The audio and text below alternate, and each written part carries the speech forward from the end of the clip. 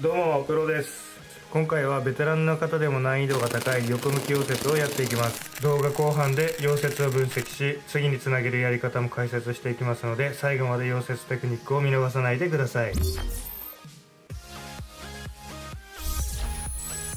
こちらを見てください。今回は鉄骨の現場溶接で必要な資格、現場 AW 検定を初めてやってみます。2枚の鉄板の板厚は 19mm、裏当て金は 9mm、レベル角度は35度、ルート間隔は 6mm の平鉄を挟んで仮付けします。2枚の板の面が揃っている横向き溶接はうまくできなくて悩んでいる方もたくさんいるんではないでしょうか。このタイプの溶接ばかりやっていればまだいいんですが、たまにやると感覚もおかしくなります。おまけにこちらの四角は邪魔板が真ん中につきます。あまり溶接が慣れていない方がこの四角を受けると絶望すると思います。黒革は練習なので今回は落としません。それでは仮付けしていきます。1枚組むだけでも一苦労です。高速板は脚長 5mm の長さで 50mm 程度溶接すると剥がれる恐れはないと思います。邪魔板を真ん中に取り付けます。僕はこの資格は取得していませんが、機会があればチャレンジしてみたいですね。このタイプの溶接を攻略するには、最終層の一番下がオーバーラップやよもり不足にならないようにパス数層数を調節しなくてはいけません。それと邪魔板部分の内部をうまく溶かしながらリードの高さを一定にしなくてはいけません。細かいことを言ったらキリがないので溶接しながら説明していきたいと思います。ノズルは細型を推奨します。今回の溶接は大電流溶接なのでワイヤー突き出し長さは20から 25mm の範囲で行います。炭酸ガス流量は25リッターまで上げます。スタート時は交代法で行い、邪魔板付近から全身に切り替えていきます。こんな感じのイメージですね。反対側もできるだけ同じ動作で行うと、左右のビード高さが同じくなりやすいと思います。溶接ワイヤーは YM50 ソリッドワイヤーを使用します。YGW11 という規格は、CO2 用で軟高及び 490MPa 級高張力鋼用として使用され高電流用です。続いて溶接機の設定をしていきます。電流は3パターン使用します。溶接を行う上で必要な自分のやりやすい電流値を初期電流、本電流、クレーター電流に組み込んでおきます。電気の調整が楽になります。デジタル溶接機は画面上に数字が出てくるのでアナログ溶接機に比べ調整が楽なんですが注意しなくてはいけません。一次線の太さや長さ、工場の電源特性その他で実際にアークを出すと 300A に合わせた電流がもっと上がったり下がったりする場合があります。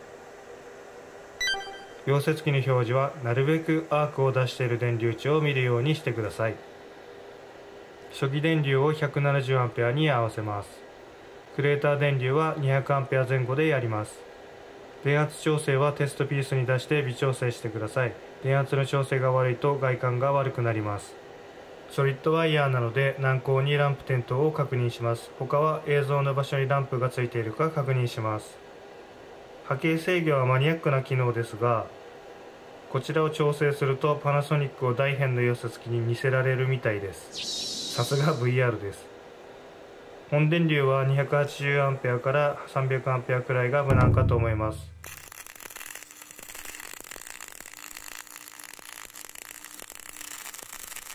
だいたいいい感じなのでこれでやってみます。先ほど合わせた初期電流を使用し土台を作ります。AW では溶接材料の端部はマクロ試験があるため、この場所に土台を作ることで余熱にもなり、1秒くらいアークを安定してから溶接材料に突入できます。貝先の中にプールが入らないように注意して行います。反対側も同じく土台を作っておきます。それでは溶接始めます。できるだけ端からスタートしてですね、今みたいに垂れそうだったら一度アークを切って再スタートします。初走は裏曲げがあるので大事なことを話します。アークの貝先の先裏当て金の角にしっかり当てます。アークよりプールを先行させない。統治角度はなるべく交代法にします。アークよりプールが先行しにくくなるので、ワイヤー突き出しを20から 25mm を維持し、プールの先行と狙い位置に気をつけて邪魔板内部に突入していきます。クレーター処理はワイヤー突き出し長さを10ミリくらいに近づけます。素早く反対側もスタートします。反対側も同様に端からスタートします。若干電圧が低かったかもしれません。許容範囲ですが、電圧が低かったりワイヤー突き出しが短すぎるとミシミシ音が鳴ります。プール形状を一定に進みます。統治角度は約25から30度です。右利きの人はこちら側はやりにくいですが、やりにくくなるまでやり込むしかないですね。ウィービングしているので多少電流値がばらつきますね。へこんだクレーター部分をアークでしっかり溶かし処理します。スラグはジェット高値を使用し、きれいに除去してください。ビードキアは毛書き針で取ると完璧です。2パス目はビードカブのみストリンガーで狙います。プールをビード上部にかぶらないようにだけ注意してください。2層目までは内部血管になりやすいので、気を抜かないで集中してください。足を5から6ミリ出すくらいの溶接速度で行います。はい、皆さん準備はいいですか？大事な2パス目見逃さないでください。垂れないように再度3部持ってからスタートします。2パス目は統治角度は30から35度、少しだけ統治を起こします。寝かせすぎると溶け込みも悪くなり、プールが1パス目ビード上部にかぶりやすくなってしまいます。それと溶接材料の下側をアークで引っかいてしまうリスクもあります。目線カメラでわかるようにプールは見ていません。溶接速度を一定に意識しながらプールが先行しないように意識しています。アークの中心でビードキアを狙ってください。横向きの2パス目の貝先側に欠陥できてしまう方はよく見てください。1パス目ビード上部に2パス目のビードがかぶっていないですよね。この状態が内部欠陥のリスクを軽減できる状態です。プールがビード上部にかぶってしまうと欠陥になりやすくなります。特に2、3層目までは。ビードも横から見てみます。だいたいまっすぐ走れていますね。横向きは前のパスが目印にもなるので、ビードがまっすぐになっていないと重ねにくくなってしまいます。3パス目は2パス目のビードの頂点にプールをかぶせながら、プールがアークと同じ幅になるくらいの溶接速度で進みます。溶接速度が遅すぎるとオーバーラップになります。どうしてもラップしてしまう方は電流を少し下げるといいんじゃないかと思います。280A 以下で溶接すると仕上げ前の貝先が残りすぎる可能性が出てくるので、今回の僕のパス数とは合わなくなるかもしれません。プールが同じ形でついてくるように意識してください。形を崩さないで溶接できる人ほど上手い人なんですよね。邪魔板に手を当てながら溶接すると手が安定します。次は2パス目3パス目のビードキアを溶かしながら、貝先にプールを溢れさせないように1から 1.5 ミリ残しを維持しながら溶接していきます。このパスで最終層がきれいにつくか決まります。短部を持ってからスタートします。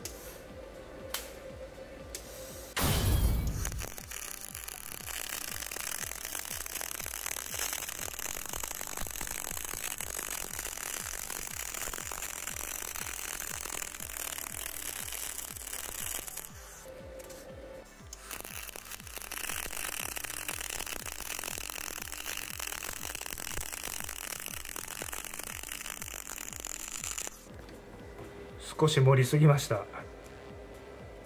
理想は 1.5 ミリくらいですかね。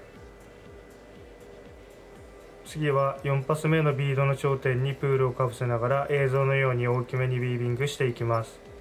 あと皆さんに伝えたいことがあります。溶接するときに力みすぎていませんか？あまりトーチスイッチを力強く握りすぎるとバネ指になりますよ。溶接中は力まずリラックスしてください。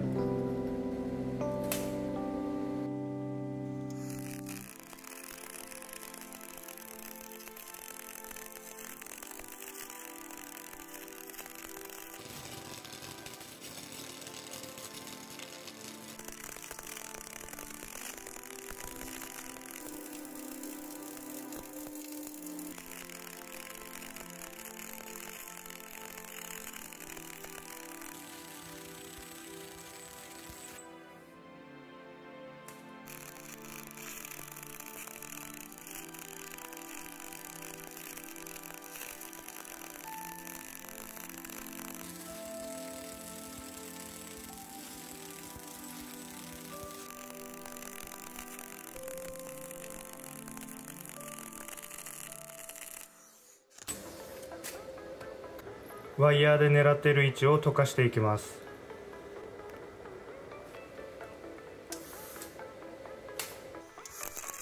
溶接速度は早めに行います。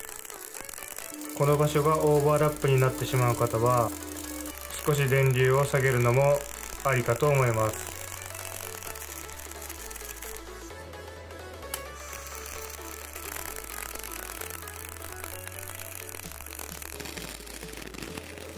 そろそろ退屈になってきましたかね。次からは最終層です。電流調整していきます。260A に合わせます。回先の残りが 1.5 から 2mm くらいだと270から 280A くらいでもできますが、今回はあまり残りがないので 260A に合わせます。溶接を行う前に250度の温度チョークを使用します。超えないように溶接すると垂れにくいです。スラグをきっちり取れていない状態で溶接するなら熱々のままやった方が中身はよく溶けますが、今回は一応使用しときます。回先の残りがあまりないのでプールの状態を見ながら前後に振ります。前後ウィービングの振り幅はなるべく細かく振ります。進む量が多いウィービングはプール幅を揃えるのが難しくなります。アークでビード際と回先に当てながら溶かします。よく見てほしい場所があるんですが、ここです。クレーター処理した時にアークにプールが引き寄せられているのが分かりますよね。プールがスーッと引き寄せられた部分が喉圧不足になる原因の一つです。初層からそのような溶接を繰り返すと最終層の邪魔板付近のビードがへこんだりしてしまいます。対処法はクレーター電流をもう少し上げるか、へこんだ部分まで反対側を溶接した時にかぶせるか、引き寄せられてきた場所まで一旦戻ってクレーター処理するか、やり方はいろいろありますが自分に合うやり方を試してみてください。ここからはビードの頂点にプールをかぶせながら溶接速度に注意し、脱線防止に上部回先の距離を測りながら進みます。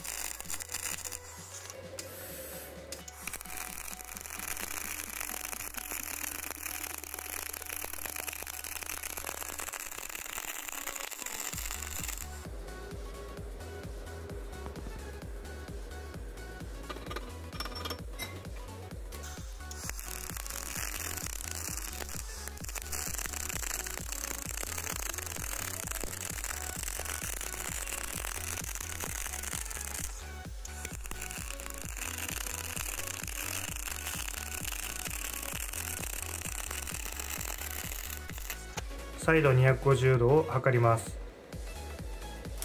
本番は最終層はジェットタガネは使用できないのでスラグハンマーでスラグを落とし冷まします。このくらいなら大丈夫でしょう。最終パスは220から230Aで前後ウィービングでやる人が多いですが、僕の感覚なんですが逆にアンダーカットしやすいと思います。250から 260A でストリンガーの方がカットしにくいです。僕は映像のやり方を推奨します。電圧を気持ち下げてミシミシ音が鳴るくらいで溶接するとアンダーカットしにくいです。